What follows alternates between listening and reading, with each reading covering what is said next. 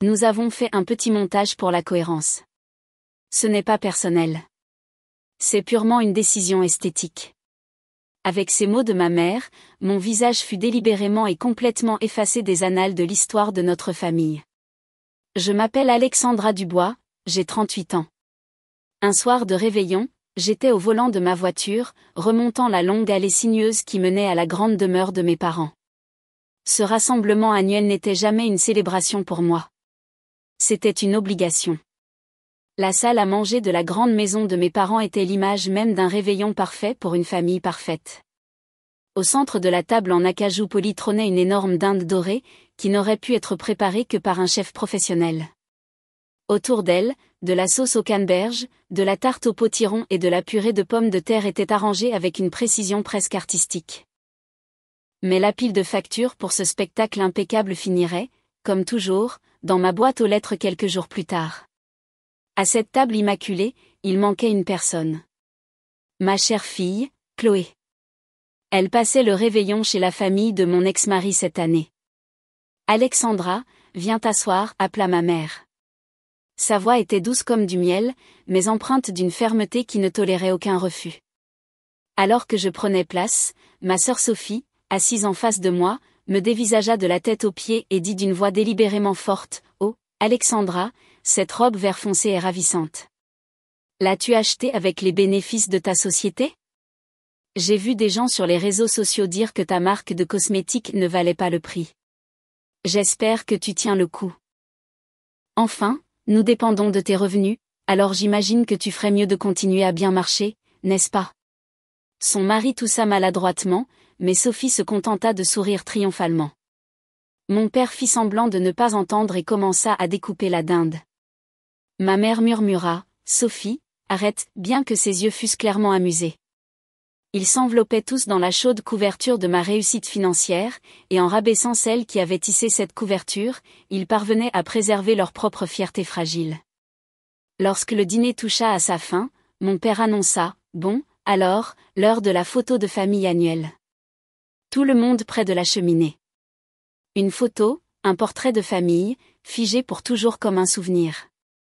Le photographe professionnel se déplaça efficacement, installant le trépied et ajustant les lumières. Mes parents s'assirent sur le canapé central. Ma sœur et son mari se blottirent à leur côté, et mes nièces et neveux s'arrangèrent joyeusement parmi les coussins. « Alexandra, voudriez-vous vous tenir là, au bout ?» Le photographe éleva la voix. « Bien, tout le monde, souriez. » Toute la famille afficha des sourires parfaits vers l'appareil photo. Je levai les coins de ma bouche, forçant le meilleur sourire que je pouvais. Mais sous ce sourire, mon cœur se transformait doucement en glace. Dans ce portrait parfait, il n'y avait pas de véritable place pour moi. Le clic sec de l'obturateur résonna dans la pièce. Un son sec et cassant, comme si quelque chose en moi s'était brisé. C'était un après-midi calme quelques semaines après le réveillon, lorsqu'un lourd colis arriva à mon bureau. L'expéditeur, ma mère. À l'intérieur se trouvait un album photo relié en cuir luxueux. Sur sa couverture, gaufrée en or, les mots « La famille Dubois ». Souvenir du réveillon. C'était le genre de chose que ma mère adorait, un objet qui criait la perfection, conçu pour impressionner quiconque le verrait. Je pris une gorgée du café que ma secrétaire m'avait apporté et ouvris lentement la première page. La voilà, le portrait de famille pris devant la cheminée ce soir-là. Sourire parfait, pose parfaite, bonheur parfait. Je regardais à l'extrémité du foyer où je me souvenais m'être tenue. J'avais été là. Mais dans l'album, je n'y étais pas. Là où mon visage aurait dû être, il n'y avait que des briques, soigneusement redessinées, parfaitement intégrées, comme si je n'avais jamais existé. Un bloc de glace se forma dans ma poitrine alors que je tournais la page avec des doigts tremblants. La photo suivante, moi riant avec ma nièce à table, ou plutôt elle riant seule, son sourire éclatant intact, tandis que l'espace où mon visage aurait dû être brillait d'un flou blanc étrange, comme une lueur fantomatique. Page suivante.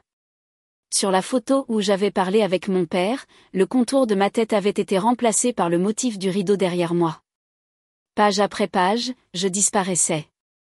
Mon existence effacée, une photographie à la fois. Soigneusement, méthodiquement, comme si j'étais entièrement retirée de l'histoire de la famille. Dans le silence étouffant, je pris mon téléphone et appelai ma mère. Sa voix, quand elle répondit après quelques sonneries, était vive et joyeuse. « Oh, Alexandra, tu as reçu l'album. N'est-ce pas merveilleux? Les photos sont magnifiques cette année. » Ma voix était plate, vidée de tout sentiment. Mon visage a disparu. Ma mère hésita un instant, puis, sans la moindre trace de remords, dit calmement, « Oh, ça. Oui, nous avons fait un petit montage pour la cohérence. Tu portais cette robe vert foncé, tu te souviens? Tout le monde était dans des tons terres, alors ça déséquilibrait l'ensemble. Le photographe et moi avons convenu que ce serait plus net ainsi. Ne le prends pas personnellement. Ce n'est pas toi. C'est purement une décision esthétique. Une décision esthétique. » Avec ces mots, mon image, ma présence avait été délibérément, complètement effacée des annales de ma propre famille. Je dis seulement, je vois. Puis je raccrochai. Aujourd'hui, tout le monde me voit comme la fondatrice d'Aura, une entreprise de cosmétiques prospère. Une femme qui s'est faite seule. Mais il y a à peine 10 ans, j'étais au bord du désespoir. Fraîchement divorcée, tenant ma petite fille, Chloé, dans mes bras, sans aucune idée de ce que l'avenir me réservait. Quand je me suis tournée vers mes parents pour obtenir de l'aide, tout ce qu'ils ont dit fut, « Tu vois, nous te l'avions bien dit. » Pas des mots de sympathie, mais des mots de mépris.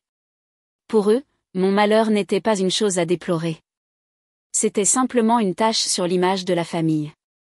C'est alors que j'ai compris, jusqu'à la moelle de mes os, que je ne vivrai plus jamais une vie dépendante de qui que ce soit. À partir de ce moment, j'ai juré de construire une forteresse de mes propres mains, un endroit où Chloé et moi pourrions survivre seuls. Les jours qui suivirent furent un tourbillon de lutte. Mais après d'interminables nuits de travail, lorsque le premier sérum de soins que j'avais créé a finalement explosé en popularité sur les réseaux sociaux, le monde a changé du jour au lendemain. Aura est devenu le sujet de conversation de l'industrie de la beauté et l'entreprise s'est développée à un rythme époustouflant. Ironiquement, au moment où j'ai commencé à bâtir ma fortune, la famille même qui m'avait autrefois méprisée a déferlé comme une meute de hyènes. Cela a commencé par quelque chose de petit. « Alexandra, pourquoi ne ferais-tu pas le réveillon cette année? Nous voulons inviter tous les parents pour célébrer ton succès. » La voix de ma mère était toujours aussi douce, et j'ai accepté la demande avec une joie sincère. Pour la première fois, je me sentais reconnue par ma famille. Cette année-là, j'ai tout payé, du traiteur aux décorations. En regardant les visages fiers de mes parents tandis que les parents les louaient, je me suis convaincue que c'était une sorte de dévotion familiale. Mais une fois le robinet ouvert, il ne s'est plus jamais refermé. Le réveillon est devenu ma responsabilité financière chaque année. Et à Noël, il était attendu que j'envoie des cadeaux extravagants à mes parents et à la famille de Sophie.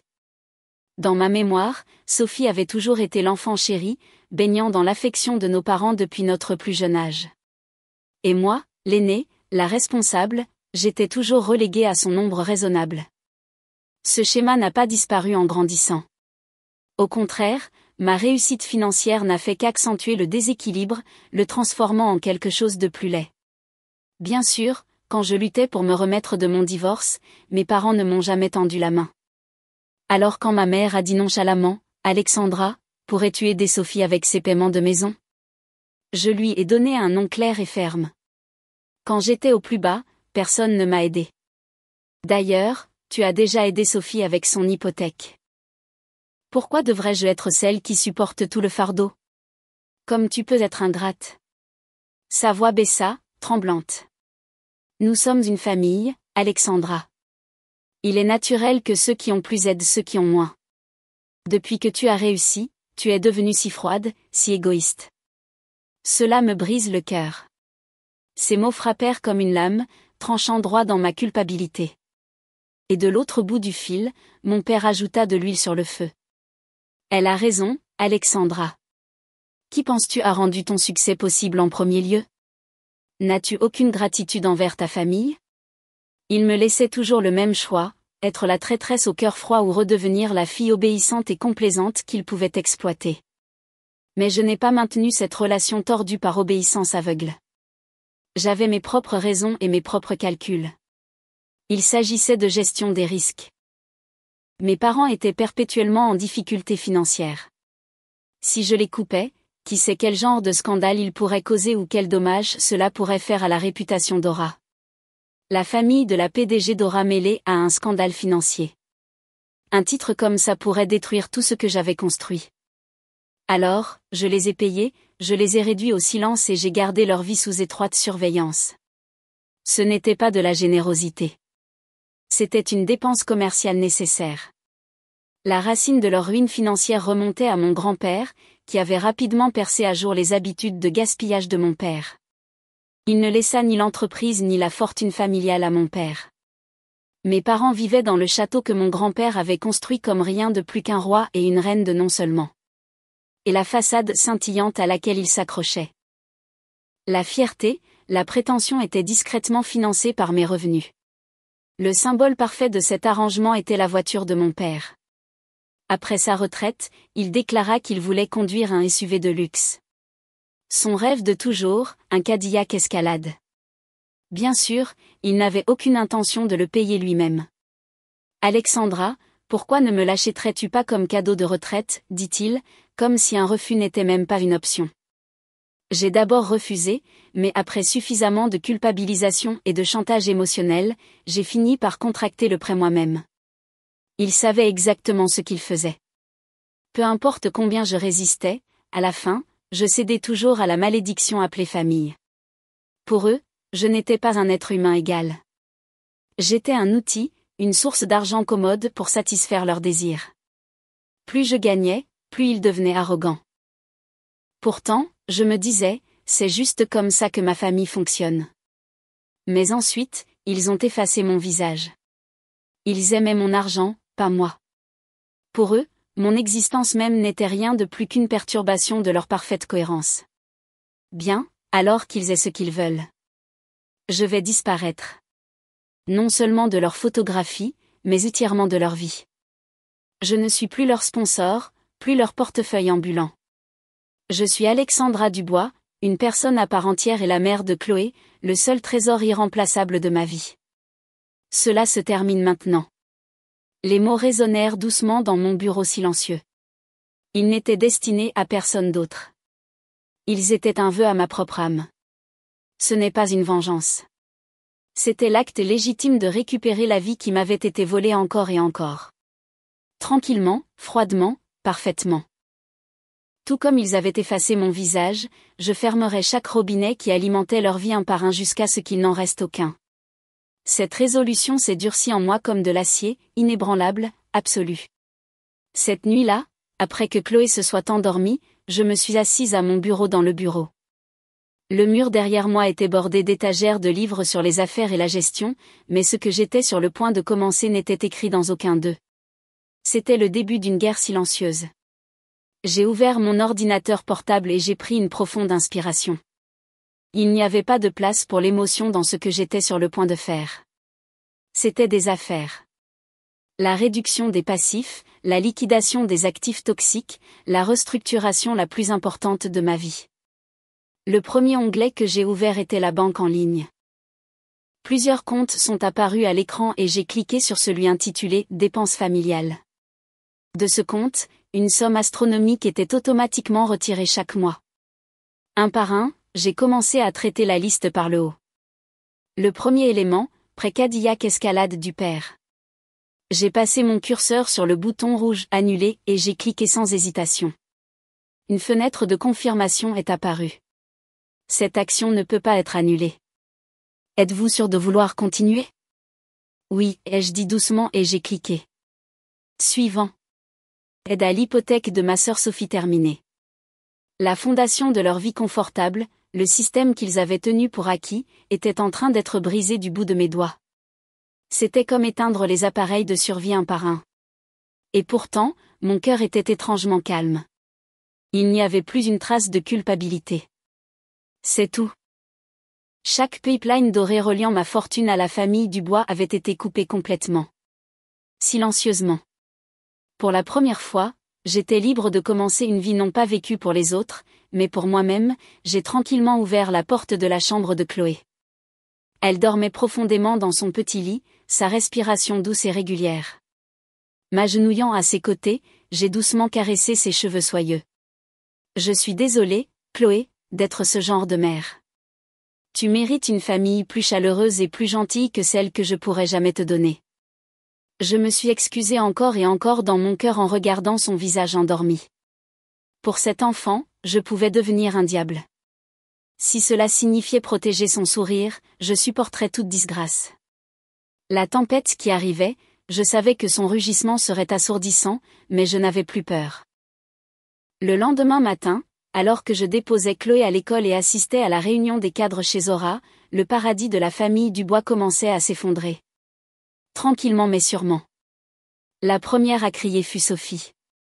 Ce matin-là, comme d'habitude, elle se rendit à un distributeur automatique pour effectuer son paiement hypothécaire mensuel, mais peu importe le nombre de fois qu'elle essaya, les mots froids et insensibles clignotaient à l'écran, fonds insuffisant. L'aide hypothécaire que je lui transférais sur son compte chaque mois avait disparu. Pas un seul centime n'était arrivé. Paniquée, Sophie inséra son livret pour imprimer un relevé actualisé. Les dépôts précédents de ma part étaient tous là, sauf pour ce mois-ci. La ligne où il aurait dû y avoir un dépôt était vierge. Non, non, ce n'est pas possible. Toute la couleur s'échappa de son visage. Sans ce paiement, elle perdrait sa maison. Pendant ce temps, mon père faisait face à une humiliation encore plus dure. Il venait de finir de polir sa bien-aimée Cadillac Escalade et s'apprêtait à partir pour une partie de golf avec ses amis lorsqu'une dépanneuse inconnue s'arrêta discrètement devant la maison. Un employé en sortit et parla d'un ton plat et professionnel, en raison de paiement en souffrance, nous sommes ici pour reprendre ce véhicule selon les termes de votre contrat. Ne soyez pas ridicule. Cette voiture est un cadeau de ma fille qui a réussi. Mais l'avis de reprise qui lui fut remis énonçait la vérité en noir et blanc. Le symbole noir brillant de sa fierté fut hissé par le treuil, son corps massif soulevé avec une précision impitoyable. Paniquée, Sophie appela immédiatement notre mère. Ma mère à son tour téléphona à mon père, et les trois comparèrent leurs notes. L'Escalade avait disparu. L'hypothèque impayée. Qu'est-ce qui se passe ? Leur colère et leur confusion trouvèrent rapidement une explication commode. Ce doit être une erreur administrative. Alexandra a dû faire une erreur. L'idée que j'ai délibérément coupé leur flux d'argent ne leur traversa même pas l'esprit. Pour eux, j'étais une infrastructure, quelque chose qui existait aussi naturellement que l'air ou l'eau. Ils n'avaient toujours pas réalisé que le sol sous leurs pieds s'effondrait déjà silencieusement, irréversiblement dans l'abîme. Mon smartphone n'était plus un appareil de communication. C'était une arme de bruit. Au moment où je l'ai allumé, un torrent de notifications a déferlé. Le moteur vibrant hurlait comme possédé. De ma mère, de mon père, de ma sœur, et de parents qui avaient eu vent du chaos. En quelques minutes, l'application de messagerie affichait des centaines de messages non lus. Alexandra, réponds au téléphone. Explique-toi. À quoi diable penses-tu ? Les cris de colère firent bientôt place aux supplications. S'il te plaît, parle-nous juste une fois. Ce doit être une sorte de malentendu. Je les ai tous supprimés d'un seul geste, puis j'ai quitté tranquillement le bureau pour aller chercher Chloé. Ce week-end-là, le tumulte de la famille Dubois parvint enfin aux oreilles du patriarche de la famille, mon grand-père, Jean Dubois. C'était l'homme qui avait bâti la fortune Dubois à partir de rien. Strict mais juste et profondément perspicace. Bien qu'il se soit retiré du monde des affaires des années auparavant, sa perspicacité ne s'était pas émoussée le moins du monde. Il avait depuis longtemps percé à jour son fils et sa belle-fille, leur vanité, leur dépendance à la richesse qu'il avait bâtie. Et il avait toujours gardé un œil sur moi, la petite fille discrète qui avait atteint l'indépendance tôt et soutenait la famille sans se plaindre. Ce jour-là, canne à la main, mon grand-père rendit visite à la grande demeure de mes parents. Le salon, dira-t-il plus tard, ressemblait à l'après-coup d'un ouragan. Ma mère s'effondra sur le canapé, sanglotant de manière incontrôlable. Mon père était affalé dans un fauteuil, une bouteille de whisky serrée dans sa main, marmonnant des malédictions au mur. Sophie était là aussi, les yeux gonflés par les pleurs. Quand mon grand-père entra, aucun d'eux ne le remarqua. Pathétique, dit-il enfin, sa voix basse, mais portant tout le poids de l'autorité. Les trois se figèrent.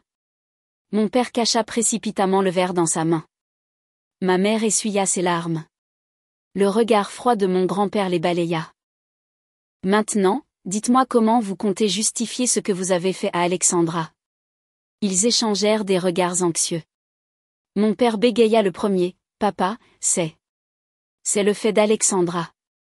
Elle est devenue complètement incontrôlable. Mais mon grand-père le coupa brusquement. Silence. Comprenez-vous maintenant pourquoi je ne vous ai jamais confié ni l'entreprise ni les biens de la famille? Parce que vous n'avez ni la capacité de protéger la richesse ni le caractère pour cultiver les gens. Vous n'avez fait que vous gaver de ce qui vous a été donné, poussé par la vanité et la cupidité, et voici le résultat. Pendant des années, vous avez profité de la gentillesse d'Alexandra, dévorant ses ressources, et en retour, vous avez effacé son visage des photographies de famille. Dites-moi, est-ce que cela ressemble à ce qu'une famille fait? Le salon tomba dans un silence si lourd qu'il sembla écraser l'air lui-même. Personne n'osa parler. Mon grand-père tendit la main vers l'album photo sur la table, celui contenant ces images de famille mutilées, et le jeta sur le canapé avec dégoût. Puis il sortit une enveloppe de la poche de son manteau et la posa sur la table. J'ai modifié mon testament. Dès la semaine dernière, j'ai appelé mon avocat. Cette maison et tous les biens que je possède iront à Alexandra et à ma petite-fille Chloé. Quant à vous trois, vous ne recevrez rien. Ce fut une condamnation à mort prononcée d'une voix calme et inébranlable. Mon père s'effondra presque. Ma mère secoua la tête d'incrédulité. Père, s'il vous plaît, tu ne peux pas dire ça. Je pèse chacun de mes mots. Vous vous êtes étranglé de vos propres mains. Vous avez chassé le seul véritable trésor de cette famille, et maintenant vous récoltez ce que vous avez semé. Je ne permettrai pas à des imbéciles comme vous de dilapider ce qui reste du travail de ma vie. Ce décret fut le coup de marteau final, la fin de la dynastie du bois. Leur bouée de sauvetage financière était déjà partie. Maintenant, même leur héritage, leur dernier espoir, avait été coupé. Leur fierté, leur vanité, leurs illusions, tout réduit en cendres. Cette nuit-là, ma sonnette retentit encore et encore frénétiquement, presque hystériquement. Sur le moniteur, je les vis tous les trois, mes parents et ma sœur, émaciés, creux et brisés. J'envoyai Chloé dans sa chambre, puis j'ouvris doucement la porte. Au moment où je le fis, ils s'effondrèrent devant moi, pleurant, s'accrochant à mes pieds. Alexandra, s'il te plaît, pardonne-nous. Nous avons eu tort. Juste une dernière chance, s'il te plaît. La vitesse avec laquelle ils passèrent de l'arrogance au désespoir était presque comique. Ma mère me saisit la main, son visage tremblant, marqué de larmes. Nous ne pouvons pas vivre sans toi. S'il te plaît, remets les choses en ordre. Mon père, sa dignité depuis longtemps envolée, marmonna des excuses à travers ses larmes. J'ai eu tort, Alexandra. S'il te plaît, ne nous abandonne pas. Mais leurs mots ne m'atteignaient plus. Ce n'étaient pas des excuses nées du remords. C'étaient les supplications de personnes désespérées de retrouver le confort qu'elles avaient perdu. De l'apitoiement, pas de la repentance. Je retirai doucement ma main et d'une voix froide comme la glace, je leur dis, vous souvenez-vous de ce que vous m'avez fait? Ils levèrent les yeux, leur visage pâle et humide. Vous avez effacé mon visage de la photo de famille, dis-je. Vous avez appelé cela de la cohérence. Vous m'avez effacé parce que je ne correspondais pas à votre idée de la perfection. Alors maintenant, je fais de même. Je les regardai chacun leur tour dans les yeux. Dans leurs pupilles, je ne vis que la peur et la reconnaissance naissante de ce qu'ils étaient devenus. Vous m'avez effacé de votre photo. Alors maintenant, je vous efface de ma vie. Pour la cohérence, vous n'appartenez plus au cadre. Ma mère murmura, non, d'une voix désespérée, et Sophie, la voix tremblante, dit, Alexandra, nous sommes toujours une famille, n'est-ce pas? Nous ne sommes plus une famille. Vous vous en êtes assurés. Je leur tournai le dos et fermai doucement la porte. Les sons qui suivirent, leurs cris, les coups désespérés contre le bois, ne m'atteignirent que comme un bruit lointain d'un autre monde. Lorsque la lourde porte se referma, les chaînes qui m'avaient lié au passé se brisèrent enfin. Enfin, j'avais trouvé ma vraie liberté.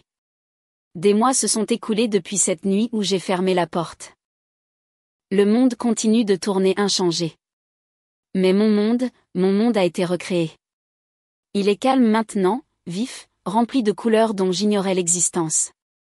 Les premières semaines, ils ont encore essayé de me joindre. Des lettres d'avocats, des messages relayés par des connaissances mutuelles, dégoulinant de larmes et de désespoir. Mais quand ils ont réalisé que ma résolution ne faiblirait pas, même cela a cessé. On dit que mes parents et Sophie ont été expulsés de la maison que mon grand-père leur avait donnée et qu'ils font maintenant face, pour la première fois de leur vie, au défi de survivre seuls. Qu'est-ce qu'ils sont devenus après cela ? Je ne sais pas et je n'ai aucun désir de le savoir. La première chose que j'ai faite fut de restructurer l'entreprise. Une partie de moi avait autrefois imaginé la laisser un jour à la famille. Cette pensée n'existait plus. J'ai fait appel à des experts extérieurs, pointus, éthiques, impartiaux. Ensemble, nous avons bâti une fondation intacte par le sang ou le sentiment, et mon travail a prospéré. Peut-être parce que j'ai enfin compris ce qui valait la peine d'être protégé, mes décisions sont devenues plus claires, mon leadership plus affûté. La croissance de l'entreprise a atteint des sommets qu'elle n'avait jamais atteints auparavant. Dans ma vie privée, j'ai changé ma façon de vivre, ne réduisant plus mon propre confort pour soutenir l'extravagance de ma famille. J'ai décidé d'acheter une nouvelle maison près de mon entreprise.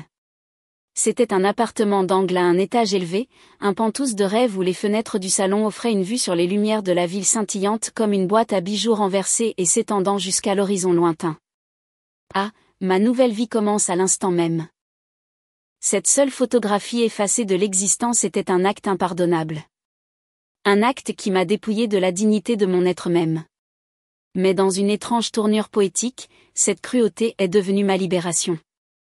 En me déchirant de leur cadre, ils ont brisé le verre qui m'emprisonnait et m'ont offert une toile vierge et intacte. La vraie richesse, j'ai appris, ne se mesure pas en chiffres qui brillent sur un écran de banque. Les nuits calmes, libérées de toute menace à ma tranquillité d'esprit. Le visage serein et endormi de ma fille bien-aimée. Ce sont les vrais trésors que j'ai combattus de toutes mes forces pour les obtenir.